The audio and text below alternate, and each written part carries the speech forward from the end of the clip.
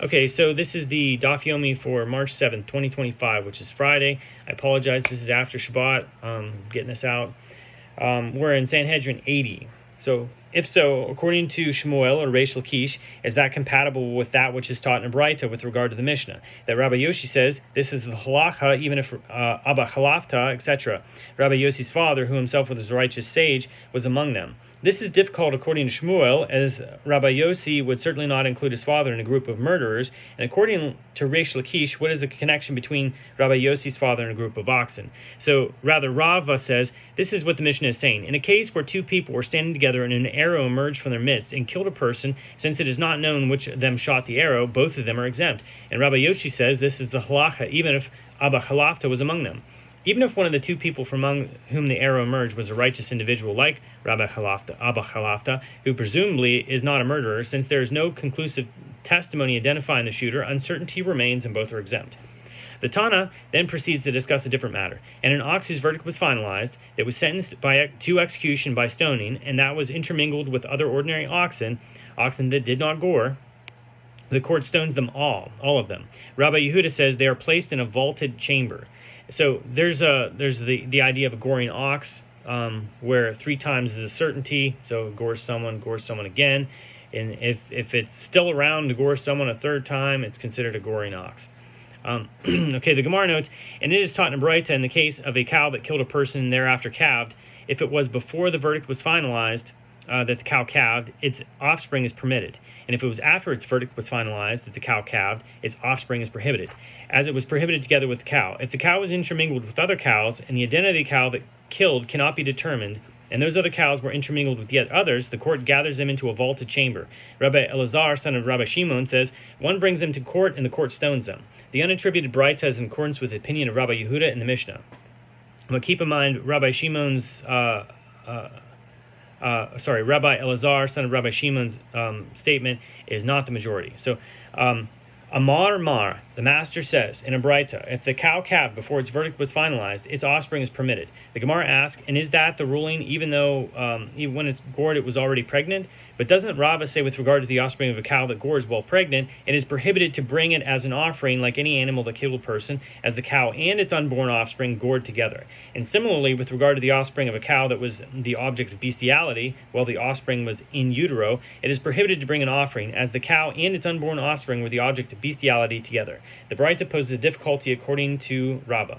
The Gemara answers, amend the Braita and say that the reference is not to a case where a cow that was pregnant gored, rather the reference is to a case where a cow was impregnated after it gored, and this is the distinction.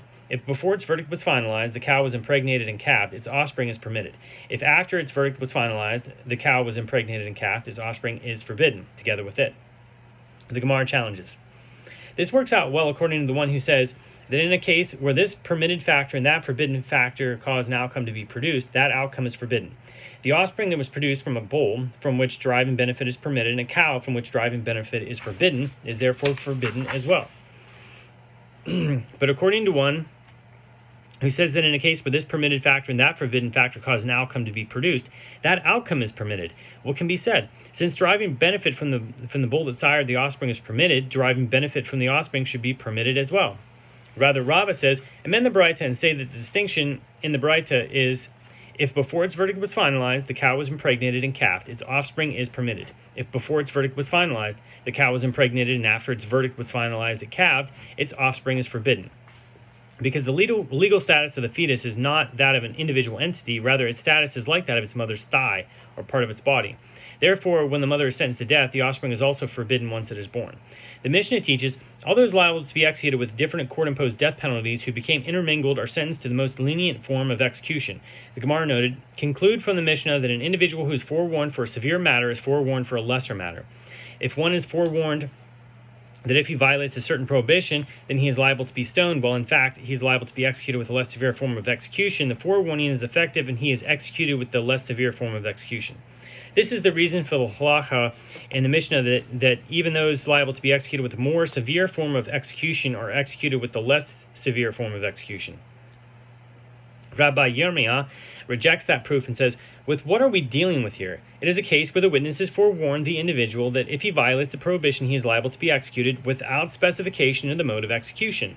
And this halach is in accordance with the opinion of this Tana, as it is taught in Braita with regard to all the others. Those who are liable for the various death penalties stated in the Torah, other than the inciter to idol worship, the court executes them only when the following elements are present: the congregation, represented by the court, in witnesses and forewarning. Just like the defendant commits the transgression, just before the defendant commits the transgression, the forewarning.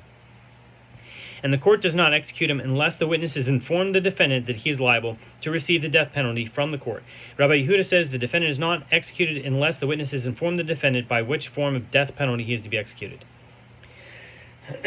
Based on the statement of Rabbi Yehuda, it may be inferred that according to the first Tana, although they must inform him that he is liable to be executed, they are not required to inform him of the specific mode of execution. The Gemara explains the basis for the dispute between the first Tana and Rabbi Yehuda. The first Tana derived forewarning from the incident of the wood gatherer from Numbers 15:32-36, who was executed even though Moses did not know with which death penalty he was to be executed. Clearly, the mode of execution could not have been included in this forewarning. Rabbi Yehuda says the execution of the wood gatherer was provisional edict based on the word of God. The halacha throughout the generations cannot be derived from it. So the Mishnah teaches in a case where those who are liable to be stoned were intermingled with those who are liable to be burned. Rabbi Shimon says they are all sentenced to be executed by stoning, and the rabbis say they are all sentenced to be executed by burning. Rav Yehezkel taught a different version to Rami, his son. In a case where those who are liable to be burned were intermingled with those who are liable to be stoned, Rabbi Shimon says they shall be all sentenced by execution by stoning, as burning is a more severe form of execution. So Rav Yehuda, son of Rav Yehezkel, said to him, Father, do not teach it in that manner, as it is difficult to understand. Why does Rabbi Shimon teach that the reason is specifically that burning is a more severe form of execution than stoning? Derive this halacha that they are stoned for different reason. The principle with regard to a mixture is to follow the majority, and in this case, the majority of the intermingled group is liable to be stoned. So Rav Yehezkel asked Rav Yehuda, rather, how then shall I teach it? Rav Yehuda said, you should teach in a case where those who are liable to be stoned were intermingled with those who are liable to be burned, where the majority is liable to be burned. Rabbi Shimon says they shall all be sentenced to execution by stoning, as burning is a more severe form of execution. Rabbi Yehezkel, his father, asked, if so, say the latter clause in the Mishnah, and the rabbis say they shall all be sentenced by execution by burning, as stoning is a more severe form of execution.